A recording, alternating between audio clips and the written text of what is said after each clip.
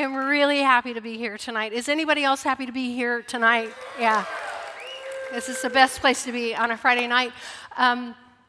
That was a really weird little romp through my life. I'd forgotten some of those pictures, and I have to admit I have the cutest grandchildren on the planet. I want to thank you for allowing me to be here tonight to share my testimony. And I really want to say it's not my testimony. It is a testimony of God's grace and goodness working with a mess of a person. If it had been up to me, I'm pretty sure I would have been long dead or in prison or in a mental institution. Were it not for the grace of my higher power, Jesus Christ, I would be on a pointless road to nowhere. And I have been on that road, and there are no happy endings there.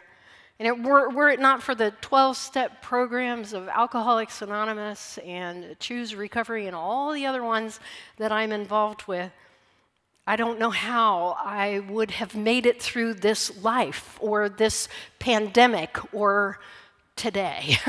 You know what I mean? I need this program. My name is Shari, and today I choose recovery from drug addiction, alcoholism, and bulimia, and I'm working on a bunch of other stuff. Hey there. Okay. So I want to speak kind of aiming at somebody who might be newer tonight. And I want to ask tonight that you don't compare your story with mine, but maybe some of the feelings, maybe some of the emotions, or some of the turmoil you might be able to relate to. So don't compare, but relate, if you would.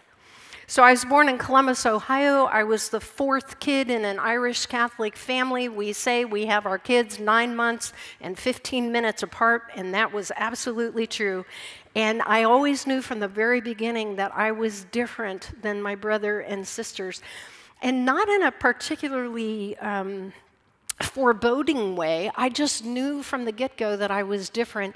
It turns out I'm the only addict/alcoholic in the group, so I just knew from the get-go that things were different. And so my sisters would be, I have 3 of them, and they would be playing Barbies and playing house, and I'd be outside just in mud up to my eyeballs, wading in the creek and looking for fossils, and by myself. I loved to run off into the woods by myself. And my mom told me recently that from the time I was 5, when I left the house in the morning, she never knew where I was. And so the rule was then that we had to be back home by the time the street lights came on. Some of you can relate to what I'm saying. I mean, it was a different time back then.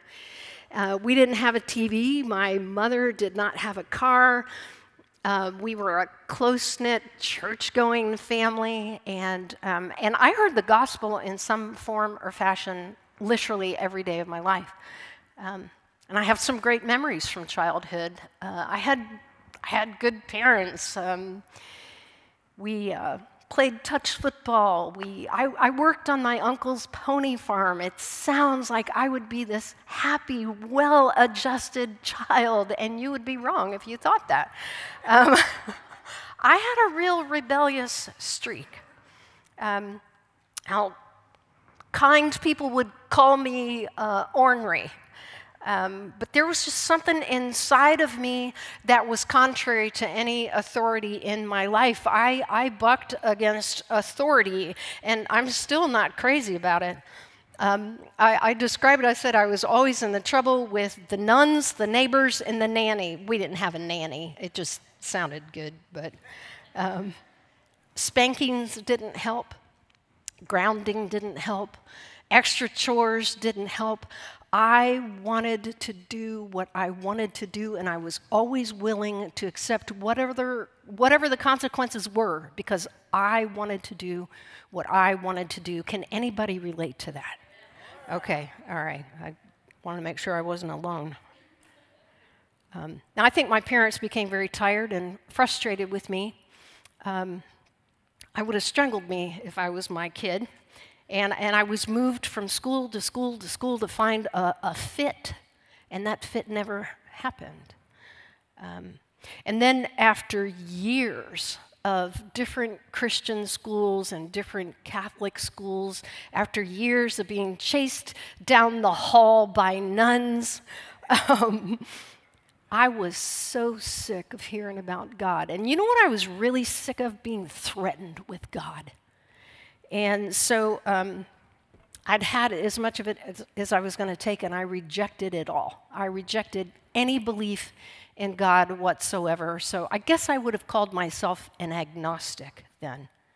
And then in all my struggles to fit in, you know, I had to go to school, I had to do certain things, and I'm still young. In all my struggles to fit in, I found something that helped me. And it was alcohol. It was around our house all the time. It was in every celebration. It was the norm. I was always the kid who went and got my dad his beer, and we had to use openers back then, and I'd open it, and the foam would come out, and I'd sip it, and he'd think, that's so adorable. Yeah.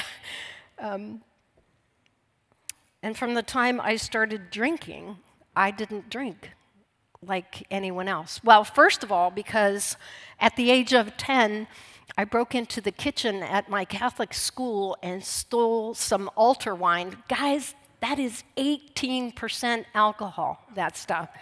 And I drank until I got drunk, 10 years old. And by the age of 12, man, I had a ready source right there, and I was stealing gallon jugs of altar wine and stashing them into the woods. And I was always trying to get my friends to come out drinking with me. And at the age of 12, they weren't ready for that. Oh, goodness. So by the time I was 15, I was drinking all the time.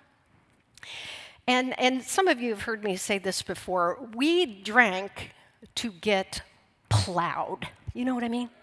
Plowed. And then the other words we used were wasted and tanked and trashed and ripped and annihilated. And when I was writing all those words down, I realized how incredibly destructive those words are.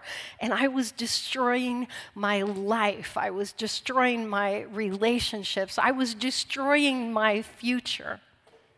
Drugs, alcohol, parties, they were my reason for living. I would say, school? No. My future? Nah. My family? Nope. Party? You betcha. You bet. So from about the age of 15, I was a blackout drinker. And that is when a person drinks and I'm going to date myself. I'm old. I'm 64. Their tape recorder turns off.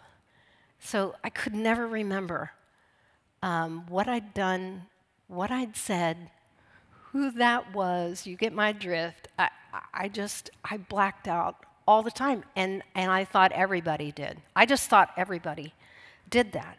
And I can tell you, without any exaggeration, with all sincerity, I didn't care.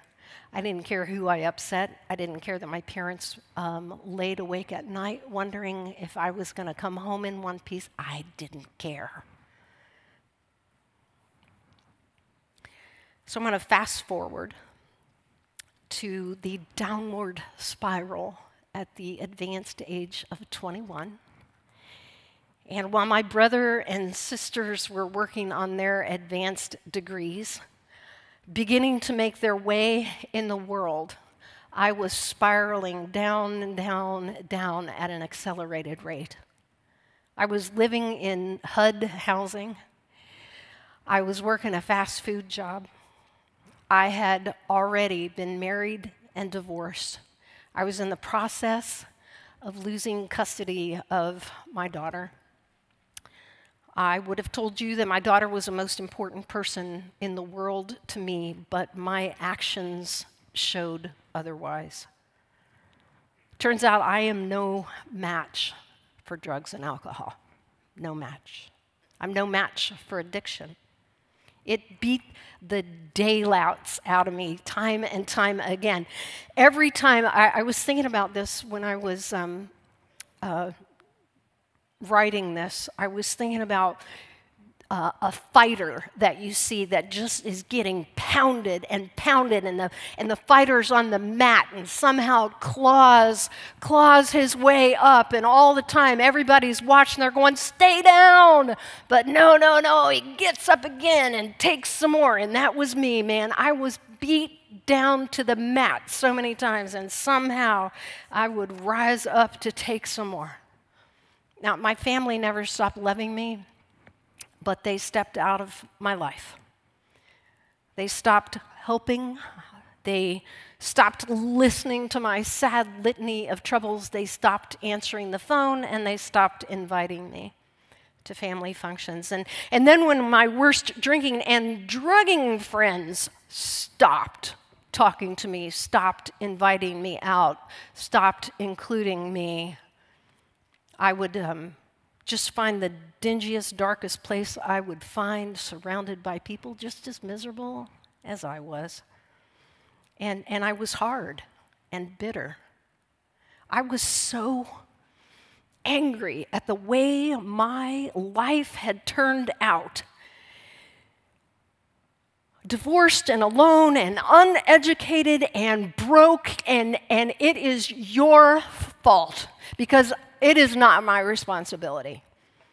You know, if my ex-mother-in-law had stayed out of my business, if my parents had only tried to understand me, nobody understood me. Besides, my lifestyle didn't hurt anyone. No one. Who was affected by my life? No one. And then there was that rotten ex-husband of mine. How I ever fell for that guy. See, and God, if God even exists, he has never given me a break. You know, he's never done anything for me. Not once did I ever consider that the hell that I was living in was my own creation. I was not responsible. I wasn't responsible for the fact that I lost a 4-year scholarship and a promising career. I was not responsible for the fact that I lost custody of my daughters. Those people are against me. I wasn't responsible for running a motorcyclist off the road at 3 o'clock in the morning. I was drunk. That wasn't my fault. I was not responsible for the mess that I was in. It was always someone or something else. And this victim attitude drove everyone left away. I've heard it said in recovery that as long as I play the victim, I'll never recover, and I really believe that's true. Now, finally, the day came that my family had prayed for. Finally, I was down on the mat, I was down for the count, and I was not getting up. I knew in this moment of revelation that I was going to die drunk or high, or I was going to get help. So I walked into an Alcoholics Anonymous meeting, December 7th, 1978, with no idea that I was about to embark in a whole new life. I can't overemphasize the fact that I felt welcomed at that place. Rochelle and I were talking about that earlier, how important it is to welcome people exactly where they are. They didn't have any expectations of me. They just said, we are so glad you're here. And I want to tell you, because my grandparents had disowned me, because my family they were taking a step back, because I had lost everyone in my life that ever meant anything to me, for somebody to say to me, we're glad you're here. Oh, man, I hadn't heard that in a long time. It was the acceptance that kept me coming back, and I didn't feel judged, and I felt that I was okay just the way I was, but you know they didn't want me to stay just the way I was, right? That's our little secret. I was in AA for 2 years before I cleared up enough to consider the God thing. I'd been so burnt by my religious experience that I didn't know that what God desired was a relationship with me. I just didn't know. I'd never even heard of that. To have a relationship with God, to actually talk to God and to not have to fear Him, to not have to be threatened by Him was a brand new thing. And people in AA kept saying, God, He loves you. He really loves you. And I was like, well, He hasn't heard about me. Then that cannot be possible. In AA, I was taught to place my trust in a higher power, and I was told to pray, and I prayed selfish prayers. Of course, give me, give me, give me. But God met me at that place. I didn't have to get religious. I didn't have to clean up my act. I didn't have to get good in order to begin this spiritual journey. I just had to be willing and open-minded and honest. Or honest, open-minded, and willing. That's how. So I kept coming back. I always had a sponsor. I always went to meetings. I'm alive today because I did that, but I couldn't quite get the God thing. And I didn't really have an understanding of addiction either. Here's how I know. So I didn't know that the addiction or the addict was inside of me. I thought it was in the bottle. Does that make sense when I say that? I thought that was the alcohol was the problem. No. So what happened to this addict is I began to fill the void that I used to fill with alcohol. I filled it with food, and I filled it with cigarettes, and I filled it with one dysfunctional relationship after the other. Oh my gosh. But you know what? I had to start recovery somewhere, and I started with alcohol and drugs, and those other things would be dealt with in time. So, by the time I finally found someone in AA sick enough to marry me, and on a dare, we went to the little Alva United Methodist Church. Has anybody ever seen that? It's adorable. And these people are saying, you must be born again. And we're like, no, we must not. We don't have to do this. We have God. We'd found God in AA. We didn't need Jesus. And little by little, bit by bit, I had been praying for God to reveal Himself to me. And He did, in the person of Jesus Christ. So now my higher power had a name, Jesus. It was amazing. Now, yeah, amen to that. Yes. I did not sprout wings and a halo at that time, though. I'm still working on them. But I got into the Word, and I made a lot of changes, and I made a lot of progress, a lot of surface progress. And I kept on coming back. I want to share with you something that happened. I believe there's only one remedy for what's going on inside of us. I really believe that the only remedy for all of my addictions and afflictions and compulsive behaviors and sin and all that stuff, I just believe this 12-step program and a higher power named Jesus Christ is the answer. I really do, with everything I have. Because I have been through a lot in sobriety. I've buried loved ones. I have gone through a divorce or two. And all the while, God never left me, never turned His back on me. And I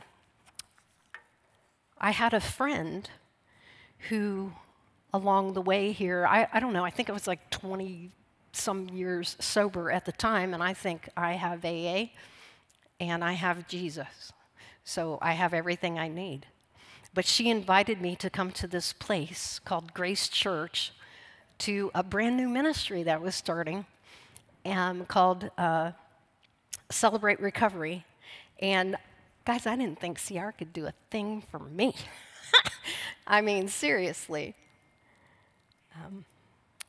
But I began to realize that God wanted to do a deeper work in my heart and in my life. And that he wanted something more from me or more for me than I was living at the time. And so I remember the night I came to my first CR meeting, and it was just right in the beginning of this thing. And I was sitting right over there. And somebody was given an altar call and saying, do you believe there's more God wants for your life? And I felt this tugging in my heart. I felt this tugging in me. And they said, come on up here to the rail. And I was like, no, I don't want to do that. Because everybody is going to think that, I'm brand new in the program or something like that. And I was like, just shut up. This is God calling me, tugging on me to make this move. And I've spent a lifetime fighting with him over every step I've ever taken. Can anybody relate? Oh my gosh, you'd think. It's crazy, crazy, crazy. I'm so grateful for God's faithfulness. I'm grateful for God's call. I've learned experientially that even through all of that, even though I have fought him and fought him and fought him, even though there were times when I felt so far away from him, he was still with me. He was there all the time. He always has had a plan and a purpose for my life, but I've always been running in the opposite direction. Always been running in the opposite direction.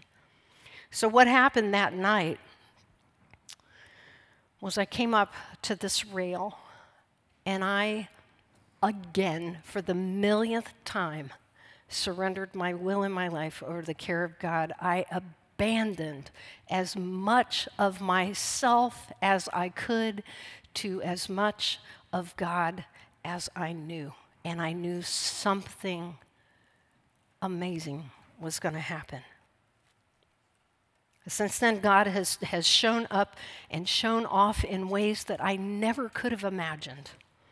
And it all takes continued surrender, one day at a time. I've been sober for 42, 43 years, something like that. And can I tell? Okay, thank you. It's all my higher power is doing, because all I've done is the same thing that I am asking you to do every single day, to surrender our will and our lives over to the care of God, to work the steps of the program, to have a sponsor, to have accountability. I do the exact same things that I did when I finally started getting the program, when I stopped fighting and finally started getting the program. With all that stuff, all the things we learn as we work the steps with our sponsors and friends, who would have thought that all of us would be in this room tonight, right? Who would have thought on a Friday night we'd be here? And who would have thought that God would call me to be a pastor?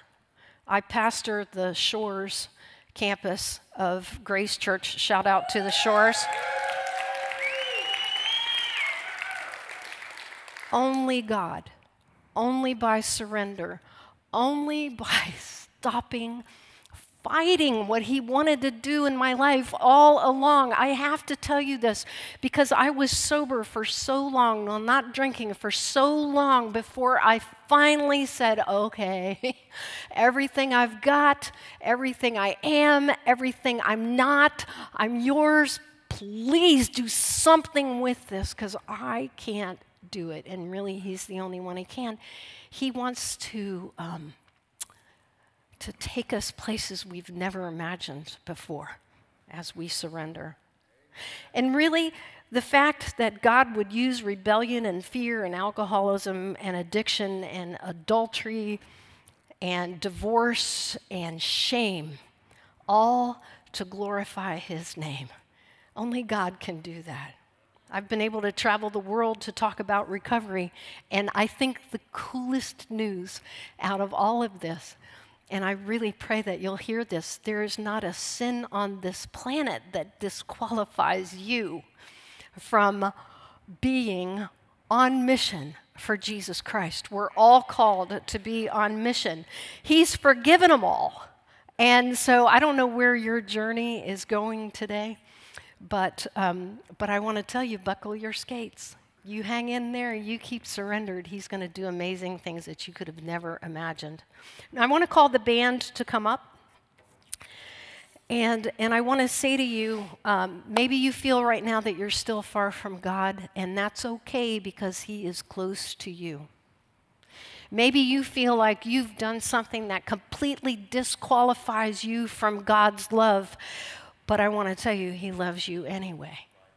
My friend John used to say, the same God that I did not believe in, believed in me. And God knows you. He knows the very hairs on your head. He knows you. He knows your name. He knows the struggles that you've had, and he wants to take all those broken pieces and make them into something new and beautiful. Now, you'll never know what he'll do until you hand your mess over to him. You'll never know what he has for you until you give him the opportunity to make something beautiful out of the wreckage of your life. Because he makes everything glorious and beautiful. He's our champion. He's out there going to bat for us, even though we don't know it. Us, even us. And when we surrender to him, he is filled with joy and can't wait to get going with us. So friends, the next move is ours. I want to ask you, if you're far from God and you want to get closer, or you want to just recommit yourself to God as the band begins to play, just begin making your way up here. If you want somebody to pray with you, simply lift a hand. I want to ask you to respond to that tug in your heart, whatever that tug is, because it's coming from God. Amen? Amen.